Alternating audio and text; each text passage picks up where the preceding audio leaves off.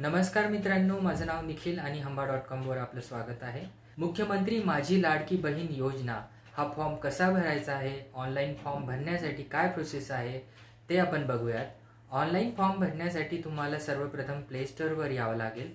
त्यानंतर एक application search करावं लागेल, त्याचं नाव आहे नारी शक्ती किंवा नारी शक्ती दूत ॲप। दाखवल्याप्रमाणे आपण सध्या इथे आहोत, नारी शक्ती म्हणून टाईप करत आहोत। असे सर्च केल्यानंतर इथे नारी शक्ती दूत ॲप्लिकेशन तुमच्या समोर पहिल्या नंबरवर येईल। मुख्यमंत्री जनकल्याण कक्ष महाराष्ट्र या नावाने असेल। इन्स्टॉल या बटनवर आपल्याला क्लिक करायचं आहे आणि ॲप्लिकेशन इन्स्टॉल झाल्यानंतर ओपन करा। ओपन केल्यानंतर अशा प्रकारचे इंटरफेस आपल्या समोर दिसेल।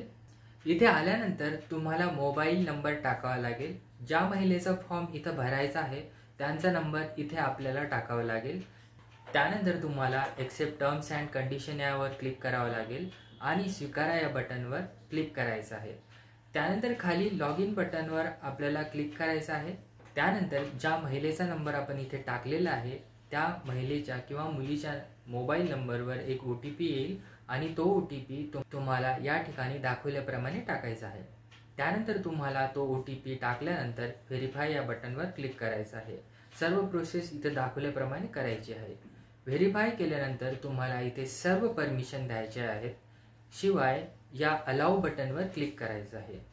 त्यानंतर तुम्हाला दिसेल की इथे आपली प्रोफाईल जी आहे ती अपूर्ण आहे, ते आपल्याला पूर्ण करण्यासाठी दाखवल्याप्रमाणे इथे क्लिक करायचं आहे।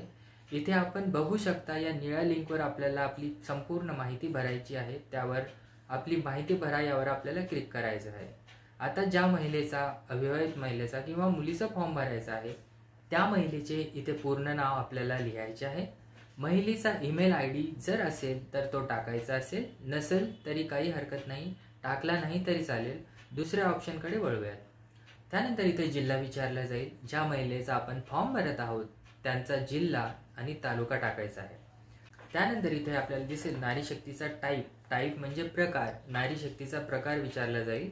दाखवल्याप्रमाणे बघा, सामान्य महिला आहे की बचत गट सदस्य किंवा अध्यक्ष किंवा गृहिणी, अंगणवाडी सेविका, ग्रामसेवक किंवा वार्ड अधिकारी, सेतू, जर हे ऑप्शन आपल्याला दिसत असेल, जर महिला आता स्वतःचा फॉर्म भरत असेल तर सामान्य महिला हा ऑप्शन निवडायला हवा आणि बाकीच्यांसाठी जर कोणी अंगणवाडी सेविका असेल, ग्रामसेविका असेल किंवा वार्ड अधिकारी, सेतू असेल किंवा सदस्य असेल तर तो ऑप्शन आपल्याला निवडायचा आहे। ही सर्व माहिती भरल्यानंतर आपल्याला अपडेट या बटनवर क्लिक करायचं आहे। आपली प्रोफाईल आता सामान्य महिला आपण स्वतः फॉर्म भरत असल्यामुळे येथे आपल्याला दिसत आहे। नारी शक्ती प्रकार जो आपण सामान्य महिला निवडलेला आहे तो दिसेल। त्यानंतर आपल्याला खाली एक घरासारखं होमचं बटन दिसतं आणि नारी शक्ती दूत लिहिलेलं आहे त्यावर क्लिक करायचं आहे। या नारी शक्ती दूत वर क्लिक केल्यानंतर तुम्हाला वर मुख्यमंत्री माझी लाडकी योजना हे ऑप्शन दिसेल। त्या ऑप्शनवर क्लिक केल्यानंतर तुम्हाला परमिशन मागितली जाईल आणि ती परमिशन तुम्हाला द्यायची आहे। त्यानंतर अशा प्रकारचा फॉर्म आपल्याला दिसेल, तो आपल्याला भरायचा आहे। चला तर भरूया। तर काय भरायचे, तर महिलेचे संपूर्ण नाव, ज्या महिलेला फॉर्म भरायचे, महिला असो, विधवा महिला असो, मुलगी असो, त्यांचा आधार कार्डवर असलेले संपूर्ण नाव आपल्याला दाखवल्याप्रमाणे टाकायचे आहे। त्यानंतर इथं पती किंवा वडिलांचे नाव टाकायचे आहे। जर लग्न झालेले असेल तर पतीचे नाव टाकायचे, मुलगी असेल तर वडिलांचे नाव टाकायचे आहे। त्यानंतर इथे जन्मदिनांक निवडायची आहे। 21 ते 65 वर्षापर्यंत तुम्ही इथे निवडू शकता। त्यानंतर तुम्हाला तुमचा जन्म जिथे झालेला आहे तो जिल्हा आणि ज्या तालुक्यात झालेला आहे तो तालुका यामध्ये समाविष्ट करायचा आहे, सिलेक्ट करायचा आहे। दाखवल्याप्रमाणे तुमचं इथं गाव, शहर, ज्या ठिकाणी जन्म झालेला आहे तो ठिकाण इथं टाकायचं आहे। त्यानंतर ग्रामपंचायत कोणती आहे, नगरपंचायत कोणती आहे किंवा नगरपालिका कोणती आहे त्याचे इथे नाव लिहायचे आहे। पिन कोड टाकायचा आहे। त्यानंतर संपूर्ण पत्ता टाका। त्यानंतर मोबाईल नंबर टाका। ज्या महिलेला किंवा मुलीला फॉर्म भरायचा आहे त्यांचा नंबर लागेल।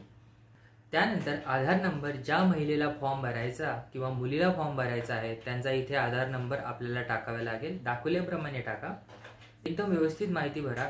त्यानंतर खाली या, तिथे दिसत आहे शासनाच्या इतर विभागांमार्फत राबवण्यात येणाऱ्या आर्थिक योजनांचा लाभ घेत आहात का हे ऑप्शन आहे। तर जर आपण घेत असाल, जसे की संजय गांधी निराधार योजना, PM योजना, जर घेत असाल तर तुम्हाला रक्कम किती मिळते ते तिथे टाकायचे आहे. जर 1,500 पेक्षा जास्त मिळत असेल तर हे ऑप्शन नाही करा, जसे की मी केलेलं आहे. त्यानंतर इथे दाखवल्याप्रमाणे वैवाहिक स्थिती काय आहे हे ऑप्शन आहे. यामध्ये जर तुम्ही अविवाहित असाल तर ते निवडा, विवाहित असाल तर ते निवडा, किंवा विधवा, परित्यक्ता, निराधार, घटस्फोटित यापैकी जे ऑप्शन असेल ते निवडा. त्यानंतर इथे आपल्याला बँकेचे तपशील भरावा लागणार आहे. यामध्ये महिलेचं जर खातं बँकेमध्ये असेल तर त्या बँकेचं पूर्ण नाव तिथे टाकायचं आहे.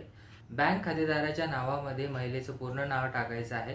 बँक खाता क्रमांक तिथे टाकायचा आहे. शिवाय IFSC कोड तुमच्या पासबुकवर असतो. SBIची जर खातं असेल तर तिथे लिहिलेलं असतं ते टाकायचं आहे.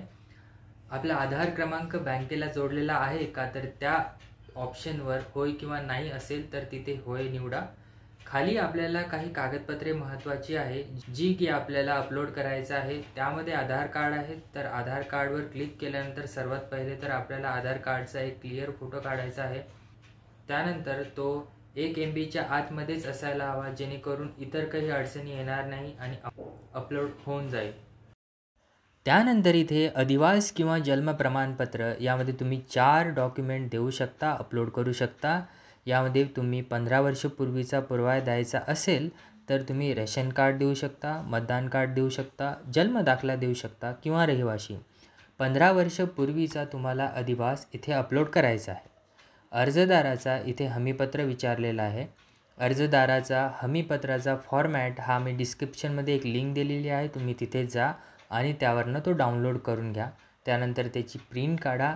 ज्या महिलेला किंवा मुलीला तो फॉर्म भरायचा आहे त्यावर तिची सही घ्या, त्यांची सही घ्या आणि त्या हमीपत्राचा एक फोटो काढा आणि या अधिवास इथे अपलोड करायचा आहे. इथे उत्पन्न प्रमाणपत्र दाखविलेले आहे. इथे तुम्ही रेशन कार्ड अपलोड करू शकता किंवा केसरी किंवा पिवळे रेशन कार्ड जर असेल तर ते सुद्धा तुम्ही इथे अपलोड करू शकता. यापैकी तुम्ही कोणताही एक अपलोड करायचा आहे. जर तुमचं पांढरे रेशन कार्ड असेल तर तुम्हाला उत्पन्नाचा दाखला अपलोड करायचा आहे. त्यानंतर ज्या महिलेचा आपण फॉर्म भरत आहात किंवा मुलीचा फॉर्म भरत आहात त्यांचा एक लाईव्ह फोटो घ्यायचा आहे. दाखविल्याप्रमाणे ॲक्सेप्टवर क्लिक करायचे आहे आणि इथे माहिती जतन करा यावर क्लिक करायचं आहे. त्यानंतर आपण जी पण माहिती भरलेली आहे या प्रोसेसमध्ये ती सर्व माहिती तुम्हाला इथे दिसेल, ती बघून घ्या, तपासून घ्या. त्यानंतर फॉर्म सबमिट या ऑप्शनवर क्लिक करायचं आहे. फॉर्म सबमिट झाल्यानंतर तुम्हाला एक OTP येईल, तो OTP तुम्हाला इथेच टाकायचा आहे. त्यानंतर हा फॉर्म यशस्वीरित्या सबमिट झालेला आहे. आपला फॉर्म व्यवस्थित सबमिट झालेला आहे का नाही ते बघण्यासाठी इथे नारी शक्ती दूत यावर क्लिक केल्यानंतर तुम्ही अर्ज केलेले अर्ज हे ऑप्शन दिसेल, त्यावर क्लिक करा. आपण बघू शकता की हा फॉर्म यशस्वीरित्या सबमिट झालेला आहे. त्यानंतर तुम्हाला इथे दिसेल की तुम्ही फॉर्म जो आहे त्या तारखेला क्रिएट केलेला आहे आणि इथे स्क्रीन जी आहे ती मुख्यमंत्री माझी लाडकी बहीण योजना ही पेंडिंग दाखवत आहे. तर तुमचे हे डॉक्युमेंट सर्व पहिले बघितले जातील, त्यानंतर ते व्हेरीफाय केली जातील आणि तुम्हाला तुमचा पहिला हप्ता मिळून जाईल. सर्व माहिती व्हेरीफाय झाल्यानंतर शासन तुम्हाला काही दिवसानंतर जो तुमचा पहिला हप्ता आहे 1,500 रुपयाचा तो मिळून जाईल.